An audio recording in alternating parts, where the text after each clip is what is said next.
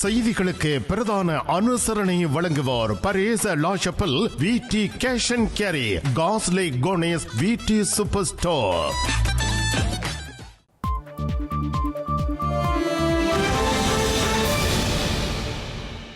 வணக்கம், இது ஐபிசி தமிழின் செய்தி நேரம். முதலில் தலைப்புச் செய்திகள்.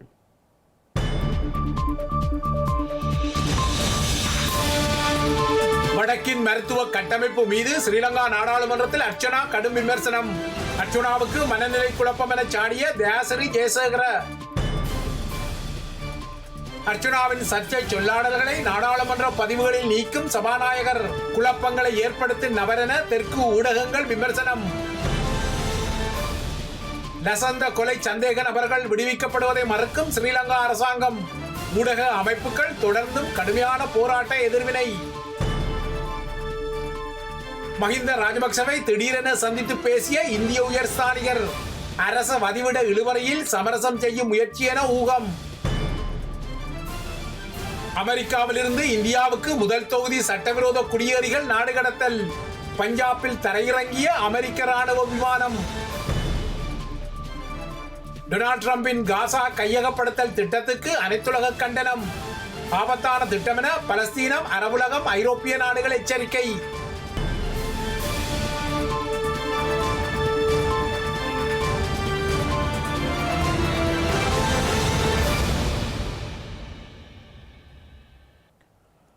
தொடர்பது விரிவான செய்திகள். வடக்கின் ஒரே சுயேட்சை நாடாளுமன்ற உறுப்பினரான அர்ச்சுனா ராமநாதனால் இன்று ஸ்ரீலங்கா நாடாளுமன்றத்தில் கொதிநிலை உருவாக்கப்பட்ட நிலையில் அவரால் நாடாளுமன்றத்தில் வெளியிடப்பட்ட சர்ச்சைக்குரிய சொல்லாடல்களை சபாநாயகர் ஜெகத் விக்ரமரத்ன நாடாளுமன்ற பதிவு அறிக்கையில் இருந்து நீக்க முடிவு செய்துள்ளார். இன்று காலை அமர்வில் இந்த கொதிநிலை உருவாக்கப்பட்ட நிலையில் பின்னர் நாடாளுமன்றத்தில் உரையாற்றிய அர்ச்சுனா ராமநாதன் தனது உரையில் வடக்கின் மருத்துவத்துறை மீது கடுமையான விமர்சனங்களை தொடுத்திருந்தார். அவரது உரையில் யாழ் போதனா மருத்துவமனையின் பணிப்பாளர் மீதும் விமர்சனங்கள் முன்வைக்கப்பட்டிருந்தன. உங்களுக்கு நன்றாகவே தெரியும், சிந்துஜா எனப்படுகின்ற பெண் 2024 ஆண்டு 7 மாதம் 27 தேதி மன்னார் வைத்தியசாலையிலே அனுமதிக்கப்பட்டு இரவு 12 மணிக்கு அனுமதிக்கப்பட்டு காலமை 7 மணி வரைக்கும் அந்த பெண்ணை, அந்த குழந்தையை யாருமே பார்க்கவில்லை. அந்த தாய் பால் கொடுத்து கொண்டிருக்கும் போது அப்படியே விழுந்து மரணித்தவள் இன்று வரைக்கும். அதனால் தான் நான் சிறை சென்றேன். பேராதனை வைத்தியசாலையில் நான் வேலை செய்கின்ற போது எனக்கு சொல்லப்பட்டது அந்த தாயினுடைய மரணம் சம்பந்தமாக கேளுங்க என்று. அதன் போது நான் அந்த வைத்தியசாலைக்கு போனதற்காக வழக்கு பதியப்பட்டு 5 நாட்கள் சிறையில் அடைக்கப்பட்டவன் நான். இன்று வரை எங்களுடைய சுகாதார அமைச்சு சம்பந்தப்பட்ட வைத்தியர்களையோ சம்பந்தப்பட்ட தாதியர்களையோ எந்த கேள்விக்கு உட்படுத்தவில்லை. முள்ளிவாய்க்காலிலே இனப்படுகொலை நடக்கவில்லை என்று சொன்ன ஜனாதிபதியினுடைய அவருடைய கட்சிக்காரன் நான் கேட்கிறேன், வைத்தியசாலைக்கு அடுத்த செயல்கள் உங்களுக்கு தெரியவில்லையா? பரவாயில்லை, நீங்கள் அதுக்குரிய பதிலை தருவீர்கள் என்ற எந்த நம்பிக்கையும் ஜாழ்ப்பாண தமிழனாக எனக்கு எந்த நம்பிக்கையும் இல்லை. வடக்கு கிழக்கிலே வைத்தியசாலையில் உங்களுக்கு தெரியும், பசி ஹமில்டீன் என்ற குழந்தை இன்று வரை தன்னுடைய கொலைக்காக அவருடைய தந்தையார், ஒரு முஸ்லீம் தந்தையார், சுகாதார அமைச்சுக்கு வெளியே அவர் ஒவ்வொரு நாளும் வந்து போராட்டம் செய்கிறார். எந்த சுகாதாரமும் என்ன பதில்களை சொல்லுகிறது? இதையும் விட ஜாழ்ப்பாணத்திலே ஒரு போர்ட் சர்டிஃபைட் இல்லாத கன்சல்டன்ட் எங்களுடைய மதிப்புக்குரிய அமைச்சர் அவர்களுடைய உங்களை நான் கனவாக கேட்டுக்கொள்கிறேன், தயவாக கேட்டுக்கொள்கிறேன். ஜாழ்ப்பாணத்திலே போர்ட் சர்டிஃபிகேஷன் இல்லாத வைத்தியர் டாக்டர் டி சத்யமூர்த்தி அவர்களை முதலிருந்த அரசாங்கம் அவர் வந்து இனப்படுகொலையை எதிராக சொன்னார் என்ற காரணத்திற்காக இனப்படுகொலை நடக்கவில்லை, முள்ளிவாய்க்காலிலே என்னுடைய உறவுகள் சாகவில்லை என்று சொன்னதற்கு பரிகாரமாக கேபினெட்டில் கொடுத்து போர்ட் சர்டிபிகேஷன் கொடுத்து அவரை வைத்தியசாலையில் அமர்த்தி வந்திருக்கிறது. வெளிநாட்டில் இருந்து எங்களுடைய ரத்த சொந்தங்கள் கோடி கோடியாக எங்களுடைய வைத்தியசாலைக்கு அனுப்பி கொண்டிருக்கிறார்கள். அதில் ஏதாவது ஒரு கணக்கு எங்களுடைய சுகாதார அமைச்சுக்கு தெரியுமா என்று நான் கனவுடன் கேட்டுக்கொள்கிறேன், தயவுடன் கேட்டுக்கொள்கிறேன். இன்று பார்த்தால் அவர் ஒரு வீடியோ போடுகிறார், தான் கண் வைத்தியசாலையை கட்டப் போகிறேன், என்னுடைய சொந்த சகோதரங்கள் டயஸ்போராவை காசு அனுப்புமாறு. அது எங்களுடைய சுகாதார அமைச்சருக்கு தெரியுமா? அது சம்பந்தமான எந்த நடவடிக்கை? இப்போது எங்களுடைய சுகாதார அமைச்சு, எங்களுடைய சுகாதார அமைச்சர், நான் அனுமானிக்கிறேன் தங்கமுத்து சத்தியமூர்த்தியுடனும் சுவிஸிலே இருந்து வந்திருக்கின்ற அவருடைய அடியாட்களுடன் சேர்ந்து மறுபடியும் ஒரு டீல் அடித்திருக்கிறார்கள். வெளிநாட்டிலே கருப்பு பணமாக எங்களுடைய தேசிய தலைவனின் பணத்தை வைத்தியசாலையிலே வெள்ளை நாடாளுமன்ற உறுப்பினரான அர்ச்சுனா ராமநாதனின் உரையால் இன்று நாடாளுமன்றத்தில் வாத பிரதிவாதங்கள் ஏற்பட்டுள்ளன. இந்த வாத பிரதிவாதங்களின் உச்சமாக அர்ச்சுனா ராமநாதன் மனநலம் குன்றியவர் என நாடாளுமன்ற உறுப்பினர் தயாஸ்ரீ ஜெயசேகர குறிப்பிட்ட சம்பவமும் பதிவாகியுள்ளது. இதனிடையே நாடு சுதந்திரமடைந்து 77 ஆண்டுகள் கடந்துள்ள போதிலும் தமக்கு 66 நாள் கடந்தும் உரையாற்றுவதற்கு இதுவரை வாய்ப்பு வழங்கப்படவில்லை எனவும் அர்ச்சுனா ராமநாதன் இதன் போது சுட்டிக்காட்டினார். ஸ்ரீலங்கா நாடாளுமன்ற உறுப்பினர் என்ற வகையில் தன்னுடைய சிறப்புரிமை மீறப்பட்டமை தொடர்பாக உரையாற்றுவதற்கு நாடாளுமன்ற உறுப்பினர் அர்ச்சுனா ராமநாதனுக்கு சந்தர்ப்பம் வழங்கப்பட்டது. இதன் பொழுது தமிழில் உரையாற்ற நாடாளுமன்ற உறுப்பினர் முனைந்த பொழுது சிறப்புரிமை கேள்வியை ஆங்கிலத்தில் சமர்ப்பித்துள்ளதால் ஆங்கிலத்தில் மாத்திரமே உரையாற்ற வேண்டும் என சபாநாயகர் அறிவுறுத்தினார். கடந்த 21ஆம் தேதி நடைபெற்ற நாடாளுமன்ற அமர்வில் பங்கேற்பதற்காக கொழும்பிற்கு சென்று கொண்டிருந்த போது பிரமுகர்களுக்கான சமீட்சை விளக்குகளை பயன்படுத்தியமை தொடர்பாக 2 காவல்துறையினர் தமக்கு இடையூறை ஏற்படுத்தியதாக அவர் குறிப்பிட்டார். நாடாளுமன்ற அமர்வுகளில் பங்கேற்பதற்கான தன்னுடைய சிறப்புரிமையை மீறியுள்ளதாகவும் தமக்கு நாடாளுமன்ற உறுப்பினருக்குரிய ஆவணத்தை கடந்த 2 மாதங்களாக வழங்காமை குறித்தும் அர்ச்சுனா ராமநாதன் இதன்போது தன்னுடைய அதிருப்தியை வெளியிட்டுள்ளார். நாடாளுமன்ற அனுமதி பத்திரமோ அடையாள அட்டையோ இதுவரை வழங்கப்படவில்லை என கூறியதுடன் அனுராதபுர சம்பவத்தின் பின்னரே தமக்கான அடையாள அட்டை வழங்கப்பட்டதாகவும் அவர் குறிப்பிட்டார். இதன்பொழுது குறுக்கிட்ட சபாநாயகர் நாடாளுமன்ற உறுப்பினருக்கான அடையாள அட்டை தயாரிக்கப்பட்டுள்ள போதிலும் அதனை நீங்கள் பெற்றுக்கொள்ளவில்லை என சுட்டிக்காட்டினார். எனினும் 22ஆம் தேதியே நாடாளுமன்ற அடையாள அட்டையை தாம் பெற்றுக் கொண்டதாகவும் கையெழுத்திட்ட ஆவணத்தில் அதனை உறுதி செய்ய முடியும் என்றும் அவர் கூறியுள்ளார். அத்துடன் நாடாளுமன்ற உறுப்பினரின் உரையாடலை பதிவு செய்து அவற்றை ஊடகங்களுக்கு காவல்துறையினர் வெளியிட்டமை தொடர்பாக தாம் வெட்கமடைவதாகவும் அர்ச்சுனா ராமநாதன் கூறியுள்ளார். தமிழ் நாடாளுமன்ற உறுப்பினர் என்பதால் இவ்வாறு தாம் நடத்தப்பட்டுள்ளதாகவும் இந்த விடயத்தில் ஸ்ரீலங்கா நாடாளுமன்றம் குறித்து வெட்கமடைவதாகவும் அவர் குறிப்பிட்டுள்ளார். இந்த சம்பவம் இடம்பெற்று அடுத்த நாள் ஊடகங்களுக்கு கருத்து வெளியிட்ட ஸ்ரீலங்காவின் காவல்துறை ஊடக பேச்சாளர் தாம் குற்றமளித்துள்ளதாக வெளிப்படையாக தெரிவித்தார் என்றும் கூறியுள்ளார். அத்துடன் தம்மை கைது செய்வதற்கு அனுராதபுரம் நீதவான் உத்தரவு வழங்கியுள்ளதாகவும் காவல்துறையின் ஊடக பேச்சாளர் கூறியுள்ளதாக சுட்டிக்காட்டியுள்ள அர்ச்சுனா ராமநாதன் அவ்வாறான உத்தரவை நீதவான் வழங்கவில்லை எனவும் குறிப்பிட்டுள்ளார். தம்மை கைது செய்வதற்கு சபாநாயகர் என்கின்ற வகையில் நீங்கள் அனுமதி அளித்துள்ள போதிலும் அது தொடர்பாக தமக்கு தெரியப்படுத்தப்படவில்லை எனவும் இந்த விடயத்தில் உங்களின் செயற்பாடு குறித்து வெட்கமடைவதாகவும் அவர் கூறியுள்ளார். அந்த கடிதத்தை வைத்துக் கொண்டு அபிவிருத்தி குழு கூட்டத்துக்கு முன்பதாக தம்மை கைது செய்வதற்கு நடவடிக்கை எடுக்கப்பட்டிருந்ததாகவும் அர்ச்சுனா ராமநாதன் இதன்போது சுட்டிக்காட்டியுள்ளார். 77வது ஆண்டு சுதந்திர தினத்தை நேற்று கொண்டாடுகிறீர்கள் என்றும் தம்மால் 77 நாட்களாக உரையாற்றுவதற்கு வாய்ப்பு மறுக்கப்பட்டுள்ளதாகவும் அவர் இதன்பொழுது தெரிவித்தார். சபைக்கு தலைமை தாங்குபவர் என்கின்ற வகையில் தமக்கான நேரத்தை ஒதுக்கித் தருவதற்கு நடவடிக்கை எடுத்தீர்களா என சபாநாயகரை நோக்கி அர்ச்சுனா ராமநாதன் கேள்வி எழுப்பியிருந்தார். இதன்பொழுது குறுக்கிட்ட நாடாளுமன்ற உறுப்பினர் தயாஸ்ரீ ஜெயசேகர அர்ச்சுனா ராமநாதனின் நடத்தை குறித்து பாரிய பிரச்சினை உள்ளதாக தெரிவித்தார். சபாநாயகரை நோக்கி வெட்கமில்லை என்று கேட்டமை குறித்து அதிருப்தி வெளியிட்ட அவர் சிங்களம், தமிழ், முஸ்லீம் என சிறுபான்மையினருக்கென ஒருபோதும் பார்த்ததில்லை என்றும் மேலும் சுட்டிக்காட்டினார். இதுபோன்ற செயற்பாடுகளுக்கு இடமளிக்க வேண்டாம் என சபாநாயகரை கேட்டுக்கொண்ட தயாஸ்ரீ ஜெயசேகர அர்ச்சுனா ராமநாதனுக்கு உடல்நல குறைபாடு இருப்பதாகவும் அவரை மருத்துவர் ஒருவரிடம் அனுப்புமாறும் கேட்டுக்கொண்டார்.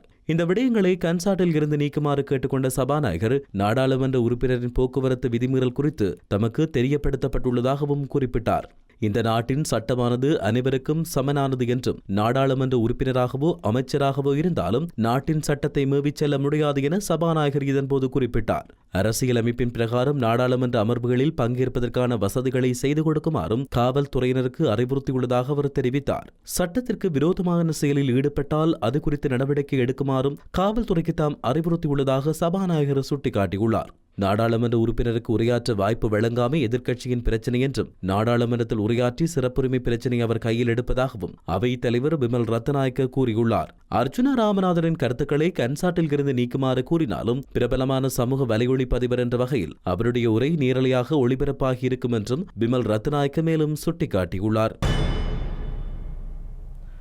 ராஜபக்ஷவினரை விமர்சித்து வந்த நிலையில் படுகொலை செய்யப்பட்ட சண்டே லீடர் பத்திரிகையின் ஆசிரியரான லசந்த விக்ரமதுங்கவின் கொலை தொடர்பான வழக்கின் சந்தேக நபர்கள் 3 விடுவிக்க சட்டமா அதிபர் பரிந்துரை செய்த நகர்வு சர்ச்சையை ஏற்படுத்தியுள்ளது. ராஜபக்ஷவினர் அதிகாரத்தில் இருந்தபோது மேற்கொள்ளப்பட்ட ஊடகவியலாளர்களின் படுகொலைகளுக்கு நீதியை பெற்றுத் தருவதாக கூறிக்கொண்டு அதிகாரத்திற்கு வந்த தேசிய மக்கள் சக்தி அரசாங்கத்தின் கீழ் இந்த பரிந்துரை வழங்கப்பட்டமைக்கு எதிர்ப்பு தெரிவித்து இளம் ஊடகவியலாளர் ஒன்றியம் போராட்டம் ஒன்றை ஏற்பாடு செய்துள்ளது. ஊடகவியலாளர்களுக்கு எதிராக இழைக்கப்பட்ட குற்றங்களுக்கு நீதி கிடைக்கும் என எதிர்பார்க்கும் பலர் இந்த சம்பவத்தை விமர்சித்து சமூக வலைதளங்களில் கருத்துக்களை வெளியிட்டு வருகின்றனர். லசந்த விக்ரமதுங்கவின் கொலை சம்பவத்தில் குற்றம் சாட்டப்பட்ட மூவர் விடுவிக்கப்படலாம் என சட்டம் அதிபர் பாரிந்த ரணசிங்க கடந்த ஜனவரி மாதம் 27ஆம் தேதி குற்றப்புலனாய்வு திணைக்களத்திற்கு அறிவித்தார். இதன் பிரகாரம் பிரேமானந்த உடலகப கெட்டியாராய்ச்சிக்கே டொண்டஸ்ரி சுகதபால மற்றும் விதாரண ஆராய்ச்சிக்கே பிரசன்ன நாணயக்கார ஆகியோருக்கு எதிராக இனியும் சட்டத்தை நடைமுறைப்படுத்த உத்தேசிக்கவில்லை என்பதால் அவர்களை விடுவிக்க முடியும் என சட்டமா அதிபர் பரிந்துரைத்துள்ளார். இந்த விடயங்களை உள்ளடக்கிய கடிதமானது சட்டமா அதிபர் பாரிந்த ரணசிங்கவின் கையொப்பத்துடன் நீதவான் நீதிமன்றத்திற்கு அனுப்பப்பட்டுள்ளது. இந்த கடிதம் கிடைத்து 14 நாட்களுக்குள் நீதிமன்றத்தினால் நடவடிக்கை எடுக்கப்பட்டு 3 சந்தேக நபர்களும் விடுவிக்கப்படலாம் எனவும் சுட்டிக்காட்டப்பட்டுள்ளது. இந்த நிலையில் சட்டமா அதிபரின் இந்த தீர்மானத்திற்கு எதிராக தற்போது சமூக வலைதளங்களில் கடுமையான விமர்சனங்கள் முன்வைக்கப்பட்டு வருகின்றன. குறிப்பாக லசந்த விக்ரமதுங்கவின் கொலை தொடர்பான சாட்சியங்களை மறைத்ததாக குற்றம் சுமத்தப்பட்டுள்ள முன்னாள் ராணுவ புலனாய்வு அதிகாரி மற்றும் முன்னாள் மூத்த காவல்துறை அதிகாரிகள் இருவரையும் விடுதலை செய்யுமாறு சட்டமா அதிபர் பரிந்துரைத்துள்ளார் எனவும் விமர்சனங்கள் முன்வைக்கப்பட்டுள்ளது. அத்துடன் சட்டமா அதிபரை பதவி நீக்க வேண்டும் என்ற கருத்துக்களும் முன்வைக்கப்பட்டுள்ள நிலையில் நாளைய தினம் சட்டமா அதிபர் திணைக்களத்திற்கு முன்பாக இளம் ஊடகவியலாளர்கள் ஒன்றியம் ஆர்ப்பாட்டம் ஒன்றையும் நடத்தவுள்ளது. குற்றவாளிகளை காக்கும் சட்டமா அதிபரை வீட்டுக்கு அனுப்புவோம், லசந்த வழக்கில் சந்தேக நபர்கள் எவ்வாறு விடுவிக்கப்பட்டனர் என்பதனை வெளிப்படுத்துங்கள் என இளம் ஊடகவியலாளர்கள் ஒன்றியம் வலியுறுத்தியுள்ளது. இந்த நீதி கோரும் ஆர்ப்பாட்டத்தில் அனைவரையும் கலந்து கொள்ளுமாறு அந்த ஒன்றியம் அழைப்பு விடுத்துள்ளது. சட்டமா அதிபர் விடுதலை செய்வதற்கு பரிந்துரைத்துள்ள சந்தேக நபர்களுக்கு எதிராக ஆதாரங்கள் இருந்த நிலையிலேயே அவர்கள் கைது செய்யப்பட்டதாகவும் அந்த ஒன்றியம் கூறியுள்ளது. போதிய ஆதாரங்களுடன் கைது செய்யப்பட்டவர்கள் இவ்வாறு விடுவிக்கப்பட்டமை மிகவும் பாரதூரமானது எனவும் இளம் ஊடகவியலாளர் ஒன்றியத்தின் தலைவர் பரிந்து ஜெயவர்தன சுட்டிக்காட்டியுள்ளார். லசந்த விக்ரமதுங்கவின் கொலை சம்பவத்துடன் தொடர்புடைய சந்தேக நபர்களை விடுதலை செய்யுமாறு சட்டமா அதிபரினால் முன்வைக்கப்பட்ட பரிந்துரைகளுக்கு இலங்கையின் உழைக்கும் ஊடகவியலாளர் சங்கம் கடும் கண்டனத்தையும் எதிர்ப்பையும் வெளியிட்டுள்ளது. நாட்டில் இடம்பெற்ற குற்றச்செயல்களில் சந்தேக நபர்களாக குற்றம் சுமத்தப்பட்டுள்ள பாதுகாப்பு படை உறுப்பினர்களை விடுதலை செய்யுமாறு ஜனாதிபதியின் பரிந்துரையின் பேரில் சட்டமா அதிபர் திணைக்களம் செயற்படுவது பாரதூரமான நிலையாகும் என சங்கத்தின் தலைவர் துமிந்த சம்பத் மற்றும் செயலாளர் ரங்க பண்டார் நாயக்க ஆகியோர் கையொப்பமிட்ட அறிக்கையில் தெரிவிக்கப்பட்டுள்ளது. இதேவேளை ஊடகவியலாளர் லசந்த விக்ரமதுங்கவின் படுகொலை சந்தேக நபர்களை விடுதலை செய்யலாம் என சட்டமா அதிபர் பரிந்துரை செய்துள்ளமை குறித்து அரசாங்கம் ஆராயும் என ஸ்ரீலங்காவின் அமைச்சரவை பேச்சாளர் நலிந்த ஜேதிச தெரிவித்துள்ளார். இந்த விவகாரத்தை மூடி மறைக்கும் நோக்கமோ குற்றவாளிகளை விடுதலை செய்யும் நோக்கமோ தமது அரசாங்கத்திற்கு இல்லை எனவும் அவர் கூறியுள்ளார். இந்த விவகாரத்தை முழுமையாக ஆராய்ந்து இந்த நாட்டு மக்களிற்கு நீதி வழங்குவோம் எனவும் கூறியுள்ள நலிந்த ஜேதிச மக்கள் வழங்கிய ஆணையை அவமதிக்க மாட்டோம் எனவும் தெரிவித்துள்ளார். ஸ்ரீலங்காவின் அரசாங்கத்திற்கும் முன்னாள் அரசு தலைவர் மஹிந்த ராஜபக்ஷவிற்கும் இடையில் அரச வதிவிடம் தொடர்பான இழுபறி நிலவும் நிலையில் ஸ்ரீலங்காவிற்கான இந்திய உயர்ஸ்தானிகர் சந்தோஷ் ஜா இன்று மஹிந்த ராஜபக்ஷவை சந்தித்து பேசியிருப்பது இந்த பிரச்சனையில் இந்தியா சமரசம் செய்ய தலைப்படுகின்றதோ என்ற ஐயத்தை எழுப்பியுள்ளது. எனினும் இது ஒரு மரியாதை நிமித்தமான சந்திப்பு என இந்திய தரப்பில் தெரிவிக்கப்பட்டுள்ளது. ஸ்ரீலங்காவின் முன்னாள் அரச தலைவர் மஹிந்த ராஜபக்ஷவை கொழும்பில் உள்ள அரச வதிவிடத்தில் இருந்து வெளியேறுமாறு ஸ்ரீலங்கா அரசாங்கம் அறிவித்துள்ளது. வெளியேறாத பட்சத்தில் நாடாளுமன்றத்தில் சட்டமூலம் ஒன்றை கொண்டு வந்து நிறைவேற்றுவதனூடாக அரச வதிவிடத்தில் இருந்து வெளியேற்ற நேரிடும் என்றும் அரசாங்கம் எச்சரிக்கை விடுத்துள்ளது. எனினும் அரச வதிவிடத்தில் இருந்து உத்தியோகபூர்வமாக வெளியேறுமாறு அரசாங்கம் அறிவித்தால் அதிலிருந்து வெளியேற தயாரென மஹிந்த தரப்பில் இருந்து தெரிவிக்கப்படுகிறது. இவ்வாறானதொரு சூழலில் ஸ்ரீலங்காவுக்கான இந்திய உயர்ஸ்தானிகர் சந்தோஷ் யாவுக்கும் முன்னாள் ஜனாதிபதி மஹிந்த ராஜபக்ஷவுக்கும் இடையில் சந்திப்பு ஒன்று இடம்பெற்றுள்ளது. இந்த சந்திப்பு கொழும்பு விஜயராம வீதியில் உள்ள மஹிந்த ராஜபக்ஷவின் இல்லத்தில் இன்றைய தினம் இடம்பெற்றுள்ளது. குறித்த சந்திப்பின் பொழுது பொதுஜன பிரமுனவின் பொதுச் செயலாளர் சாகர காரியவசமும் இணைந்து கொண்டார். இந்த சந்திப்பானது மரியாதையின் நிமித்தமாக இடம்பெற்றுள்ளதாக கூறப்படும் போதிலும் மஹிந்த ராஜபக்ஷவின் வதிவிட விவகாரத்தில் இந்தியா சமரசம் செய்ய முற்படுகிறதா என்கின்ற ஐயமும் எழுந்துள்ளது. இலங்கையில் கடவுச்சீட்டு விநியோகத்தில் ஏற்பட்டுள்ள நெருக்கடியை தீர்க்கும் வகையில் ஸ்ரீலங்கா குடிவரவு மற்றும் குடியகழ்வு திணைக்களத்தின் நடவடிக்கைகளை 24 மணித்தியாலங்கள் மேற்கொள்ள திட்டமிடப்பட்டுள்ளது. இதனூடாக நாளொன்றிற்கு 4000 கடவுச்சீட்டுகளை விநியோகிப்பதற்கு தேவையான நடவடிக்கைகளை மேற்கொள்ள ஸ்ரீலங்கா அமைச்சரவை அங்கீகாரம் வழங்கியுள்ளது. இலங்கையில் கடவுச்சீட்டு விநியோகத்தில் ஏற்பட்டுள்ள நெருக்கடியினால் வெளிநாடுகளுக்கு தொழில் வாய்ப்பு பெற்றுச் செல்வோர் உள்ளிட்ட பலர் நெருக்கடிகளை எதிர்நோக்கி வருகின்றனர். இதனையடுத்து கடவுச்சீட்டு விநியோகத்தில் ஏற்பட்டுள்ள நெருக்கடியை தீர்க்கும் வகையில் ஸ்ரீலங்கா அரசாங்கம் பல்வேறு நடவடிக்கைகளை மேற்கொண்டு வருகிறது. கடவுச்சீட்டு பற்றாக்குறையை தவிர்ப்பதற்கு மேற்கொள்ள வேண்டிய நடவடிக்கைகள் தொடர்பாக யோசனைகளை சமர்ப்பிப்பதற்காக அமைச்சரவையால் நியமிக்கப்பட்டுள்ள புத்திஜீவிகள் குழுவின் விதந்துரைக்கமைய பி வகை கடவுச்சீட்டுகள் 11 லட்சத்தினை சமகால விநியோகத்தர்களுக்கு வழங்குவதற்கான பெருகை செயல்முறை தற்போது ஆரம்பிக்கப்பட்டுள்ளது. அதற்கிணங்க தற்போதுள்ள கடவுச்சீட்டு விநியோகத்தில் ஏற்பட்டுள்ள தாமதத்தை நீக்குவதற்காக குடிவரவு குடியகழ்வு திணைக்களத்தின் நடவடிக்கைகளை தொடர்ந்து 24 மணித்தியாலங்கள் மேற்கொள்வதன் மூலம் நாளொன்றுக்கு 4000 கடவுச்சீட்டுகளை விநியோகிக்க திட்டமிடப்பட்டுள்ளது. அதற்கு தேவையான மேலதிக பணிக்குழாமினரை அரசு சேவைகள் ஆணைக்குழுவின் உடன்பாட்டுடன் ஒப்பந்த அடிப்படையில் கடமையில் ஈடுபடுத்த நடவடிக்கை எடுக்கப்பட உள்ளது. அத்துடன் தற்போது அரசு சேவையில் ஈடுபடுகின்ற ஊழியர்களை பொது நிர்வாக உள்நாட்டு அலுவல்கள் மாகாண சபைகள் மற்றும் உள்ளூராட்சி அமைச்சினூடாக இணைத்துக் கொள்வதன் ஊடாக பொதுமக்கள் பாதுகாப்பு மற்றும் நாடாளுமன்ற விவகாரங்கள் அமைச்சர் சமர்ப்பித்துள்ள யோசனைக்கு அமைச்சரவை அங்கீகாரம் வழங்கியுள்ளது. அதே நேரம் இலங்கையில் ஏற்பட்டுள்ள தேங்காய் தட்டுப்பாட்டை நிவர்த்தி செய்யும் வகையில் 200 மில்லியன் தேங்காய்களுக்கு சமனான தேங்காய் உற்பத்திகளையும் மற்றும் தேங்காய் எண்ணெய் உற்பத்திக்கு தேவையான உலர் தேங்காய் துண்டுகளையும் இறக்குமதி செய்வதற்கு கைத்தொழில் மற்றும் தொழில் முயற்சி அபிவிருத்தி அமைச்சர் மற்றும் பெருந்தோட்டம் மற்றும் சமூக உட்கட்டமைப்பு வசதிகள் அமைச்சர் ஆகியோர் இணைந்து சமர்ப்பித்துள்ள யோசனைக்கு அமைச்சரவை அங்கீகாரம் வழங்கியுள்ளது. மேலும் வெளிநாட்டு கடன் மீள்கட்டமைப்பு செயல்முறைகளுக்கு அமைய ஸ்ரீலங்கா அரசுக்கும் ஜப்பான் அரசுக்கும் இடையிலான பரிமாற்ற பத்திரம் மற்றும் ஜப்பான் சர்வதேச ஒத்துழைப்பு முகவராண்மை நிர்வாகத்துடனான திருத்தப்பட்ட ஒப்பந்தத்தில் கையொப்பமிட அமைச்சரவை அங்கீகாரம் வழங்கியுள்ளமை குறிப்பிடத்தக்கது. இந்திய கிரீஸ் நிறுவனத்திடமிருந்து 70 மில்லியன் ரூபாய் நிதியை பெற்று முறைகேடாக பயன்படுத்தியதாக குற்றம் சாட்டப்பட்ட ஸ்ரீலங்கா நாடாளுமன்ற உறுப்பினர் நாமல் ராஜபக்ஷவை எதிர்வரும் 18ஆம் தேதி நீதிமன்றத்தில் முன்னிலையாகுமாறு கொழும்பு மேல் நீதிமன்றம் அழைப்பாணை விடுத்துள்ளது. இலங்கையில் ரக்பி விளையாட்டை ஊக்குவிப்பதற்காக இந்திய நிறுவனமான கிரீஸிடமிருந்து 70 மில்லியன் ரூபாய் நிதியை பெற்று முறைகேடு செய்ததாக ஸ்ரீலங்கா முன்னாள் ஜனாதிபதி மஹிந்த ராஜபக்ஷவின் புதல்வரும் நாடாளுமன்ற உறுப்பினருமான நாமல் ராஜபக்ஷவிற்கு எதிராக சட்டமா அதிபரின் குற்ற பத்திரிகையில் கூறப்பட்டுள்ளது. கடந்த நல்லாட்சி அரசாங்கத்தின் போது ஊழல் எதிர்ப்பு குரல் அமைப்பின் ஒரு கிளைப்பாளரும் தற்போதைய அமைச்சருமான வசந்த சமரசிங்க செய்த முறைப்பாட்டை தொடர்ந்து இந்த விசாரணைகள் நடத்தப்பட்டுள்ளன. இந்த சம்பவம் தொடர்பாக காவல்துறை நிதி மோசடி விசாரணை பிரிவு முன்னர் கோட்டை நீதவான் நீதிமன்றத்தில் சமர்ப்பணங்களை முன்வைத்திருந்தது. இந்த வழக்கில் நாமல் ராஜபக்ஷ சந்தேக நபராக கைது செய்யப்பட்டு கோட்டை நீதவான் நீதிமன்றத்தில் முன்னிலைப்படுத்தப்பட்ட நிலையில் பிணையில் விடுவிக்கப்பட்டிருந்தமை குறிப்பிடத்தக்கது. இலங்கையில் ஊடகவியலாளர்களுக்கான அடக்குமுறைகள் காலமாக தொடர்ந்து வரும் நிலையில் கடந்த காலங்களில் ஊடகவியலாளர்களுக்கு எதிராக இடம்பெற்ற அநீதிகளுக்கு நீதியை பெற்றுக் கொடுக்க ஸ்ரீலங்கா அரசாங்கம் நடவடிக்கை மேற்கொள்ள வேண்டும் என நாடாளுமன்ற உறுப்பினர் துரைராசா ரவிகரன் வலியுறுத்தியுள்ளார். அத்துடன் குற்றவாளிகள் தண்டிக்கப்பட வேண்டும் எனவும் இன்று நாடாளுமன்றத்தில் உரையாற்றும் போது அவர் தெரிவித்தார்.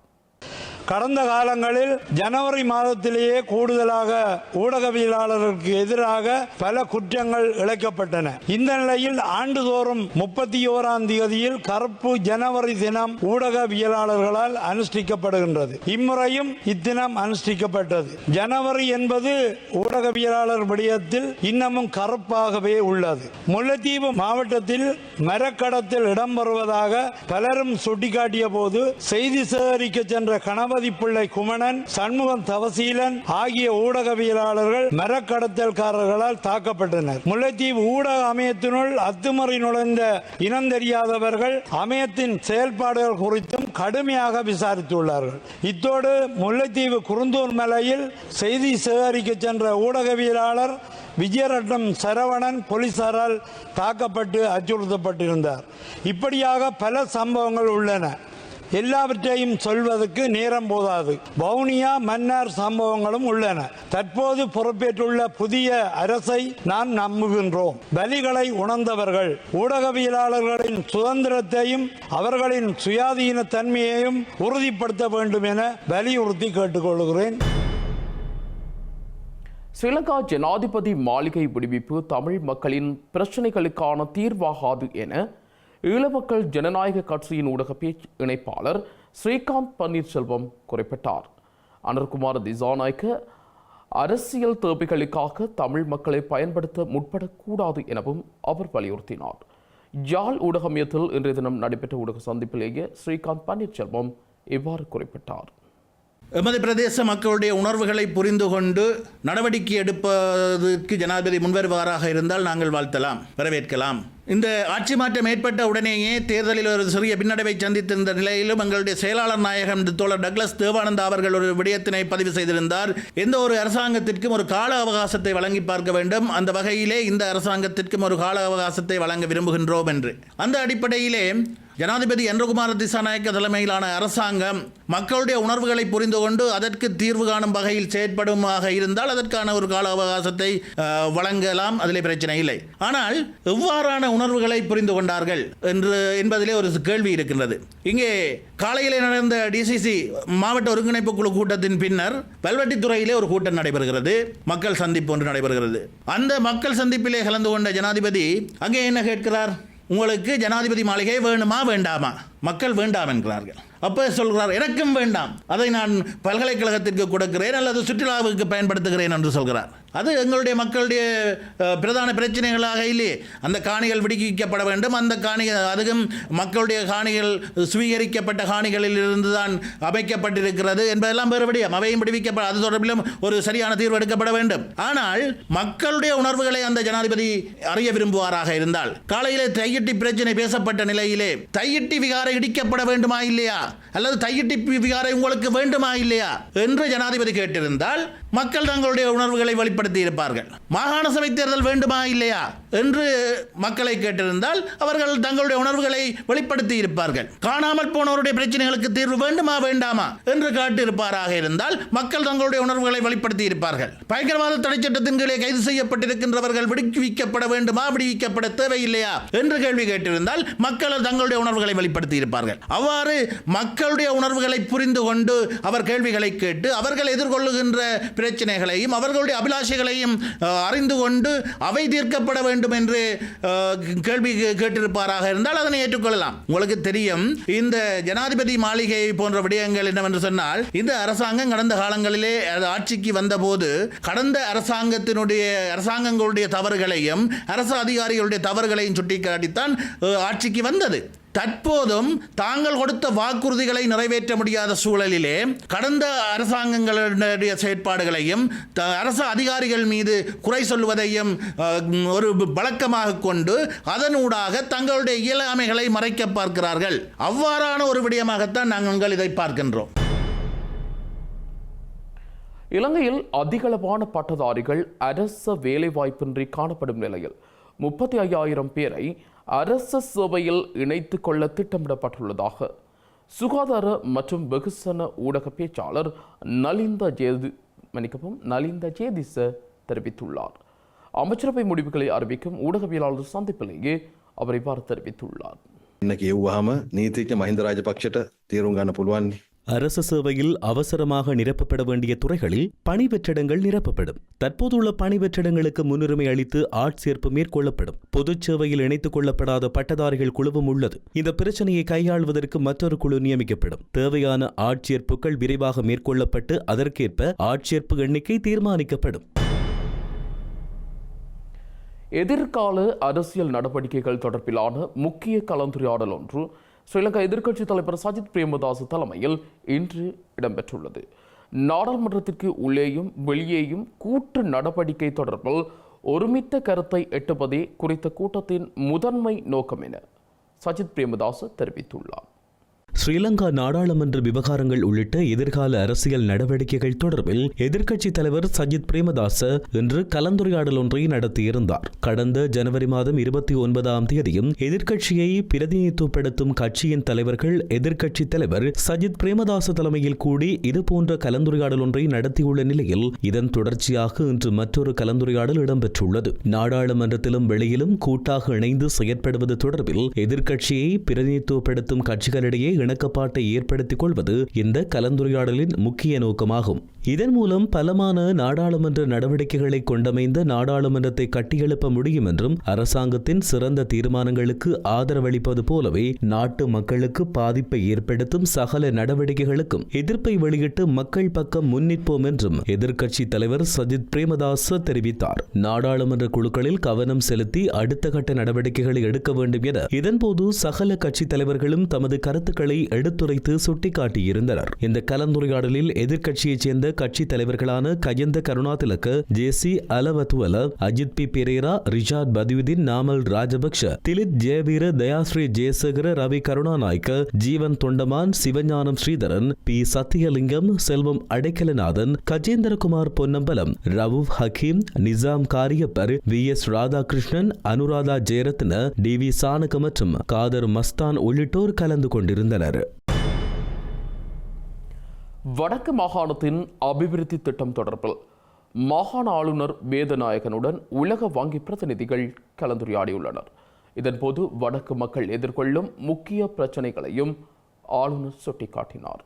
உலக வங்கியின் இலங்கை மற்றும் மாலைதீவுக்கான சிரேஷ்ட பொருளியலாளர் அந்தோனி ஒபியசகர உள்ளிட்ட குழுவினர் வடக்கு மாகாண ஆளுநருடன் இன்று கலந்துரையாடியுள்ளனர். வடக்கு மாகாணத்தில் இருந்து போருக்கு முன்னர் பெருமளவு மரக்கறிகள் மற்றும் மீன்கள் ஏற்றுமதி செய்யப்பட்டன என்றும் போரின் பின்னர் அவ்வாறான செயற்பாடுகள் முழுமையாக நடைபெறவில்லை என்றும் இதன்போது ஆளுநர் குறிப்பிட்டுள்ளார். அத்துடன் போருக்கு முன்னர் சீமேந்து தொழிற்சாலை, அச்சுவேலி கைத்தொழில்பேட்டை, ஆனையிரவு உப்பளம், பரந்தன் ரசாயன கைத்தொழிற்சாலை என பல தொழிற்சாலைகள் இயங்கி வந்தாலும் போரின் பின்னர் அவை முழுவீச்சில் இயங்கவில்லை என்றும் இதனால் வடக்கில் வேலையின்மை மிகப்பெரிய பிரச்சனையாக உள்ளதாகவும் அவர் சுட்டிக்காட்டியுள்ளார். அவற்றினை முழுமையாக நடைமுறைப்படுத்துவதில் உள்ள சவால்கள் தொடர்பில் உலக வங்கி பிரதிநிதிகள் கேட்டறிந்து கொண்டனர். வடமாகாணத்தில் சுற்றுலாத்துறை மேம்பாட்டில் உள்ள பிரச்சனைகள் தொடர்பிலும் உலக வங்கி பிரதிநிதிகள் அவதானம் செலுத்தியுள்ளனர். சுற்றுலாத்துறை சார் முதலீட்டுக்கு பலர் தயாராக உள்ள போதிலும் வனவள திணைக்களம் மற்றும் வன உயிர்கள் திணைக்களம் என்பவற்றால் ஏற்படக்கூடிய பாதிப்புகள் தொடர்பிலும் உலக வங்கி பிரதிநிதிகளுக்கு இதன்போது எடுத்துரைக்கப்பட்டது. கொழும்பிலிருந்து வடக்குக்கான பயண நேரம் நீண்டதாக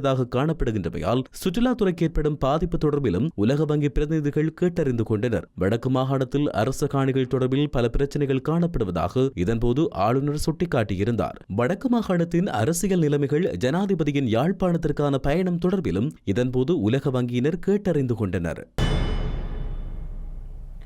இத்தாலிய கடற்படைக்கு சொந்தமான ஆண்டனியோ மார்க் செகிலியா என்ற போர் கப்பல் இன்றைய தினம் கொழும்பு துறைமுகத்தை சென்றடைந்துள்ளது. கொழும்பு துறைமுகத்தை சென்றடைந்த இத்தாலிய கடற்படைக்கு சொந்தமான ஆண்டனியோ மார் செகிலியா போர்க்கப்பல் 144 மீட்டர் நீளம் கொண்டது என ஸ்ரீலங்கா கடற்படை ஊடக பிரிவு தெரிவித்துள்ளது. 199 உறுப்பினர்களுடன் இந்த போர்க்கப்பலானது இலங்கை சென்றுள்ள நிலையில் அங்கு தங்கியிருக்கும் காலத்தில் கப்பலின் உறுப்பினர்கள் கொழும்பு மற்றும் காலி பகுதியில் உள்ள சுற்றுலா தலங்களை பார்வையிட உள்ளனர். வளங்கள் மற்றும் சேவை தேவைகளை பூர்த்தி செய்த பின்னர் ஆண்டனியோ மார்க் செகிலியா கப்பலானது ஸ்ரீலங்கா கடற்படையுடன் இணைந்து பயிற்சியில் ஈடுபட உள்ளது. அதனைத் தொடர்ந்து பிப்ரவரி மாதம் 7ஆம் தேதி குறித்த போர்க்கப்பலானது இலங்கையை விட்டு புறப்படும் என அறிவிக்கப்பட்டுள்ளது. செய்திகளின் நிறைவாக இனி மீண்டும் தலைப்புச் செய்திகள்.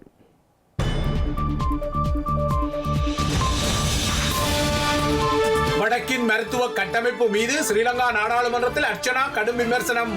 அர்ச்சனாவுக்கு மனநிலை குழப்பம் என சாடிய தயாஸ்ரீ ஜெயசேகர. அர்ச்சனாவின் சர்ச்சை சொல்லாடல்களை நாடாளுமன்ற பதிவுகளில் நீக்கும் சபாநாயகர். குழப்பங்களை ஏற்படுத்தும் நபரென தெற்கு ஊடகங்கள் விமர்சனம். லசந்த கொலை சந்தேக நபர்கள் விடுவிக்கப்படுவதை மறுக்கும் ஸ்ரீலங்கா அரசாங்கம். ஊடக அமைப்புகள் தொடர்ந்தும் கடுமையான போராட்ட எதிர்வினை. மஹிந்த ராஜபக்சவை திடீரென சந்தித்து பேசிய இந்திய உயர்ஸ்தானிகர். அரச வதிவிட இழுவரையில் சமரசம் செய்யும் முயற்சி என ஊகம். அமெரிக்காவிலிருந்து இந்தியாவுக்கு முதல் தொகுதி சட்டவிரோத குடியேறிகள் நாடு கடத்தல். பஞ்சாபில் தரையிறங்கிய அமெரிக்க ராணுவ விமானம். டொனால்ட் டிரம்பின் காசா கையகப்படுத்தல் திட்டத்துக்கு அனைத்துலக கண்டனம். ஆபத்தான திட்டம் என பலஸ்தீனம், அரபுலகம், ஐரோப்பிய நாடுகள் எச்சரிக்கை.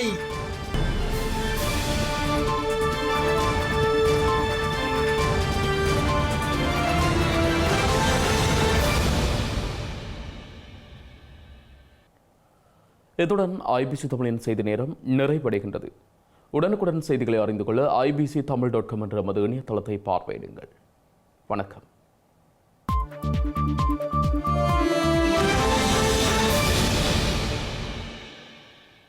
இல்லத்தரசிகள் எப்பொழுதும் உச்சரிக்கும் பெயர்கள் விடி கேஷ் அண்ட் கேரி, விடி சூப்பர் ஸ்டோர். இல்லங்கள் தோறும் சுவையான உணவு வகைகள் தயாரிக்க தேவையான அனைத்து பொருட்களும் ஓரிடத்தில் ஒரே நேரத்தில் தெரிவு செய்யலாம். சமையல் அறைக்கு தேவையான சமையல் பாத்திரங்கள், கிரைண்டர், மிக்சர், மரக்கறி வகைகள், கடல் உணவுகள், அரிசி முதல் அத்தனை தானிய வகைகளும் மலிவு விலைகளில் கிடைக்கின்றன. விஜயம் செய்யுங்கள். விடி கேஷ் அண்ட் கேரி, 11-15 ரோக்காய், பாரிஸ் 10, லா ஷப்பல்.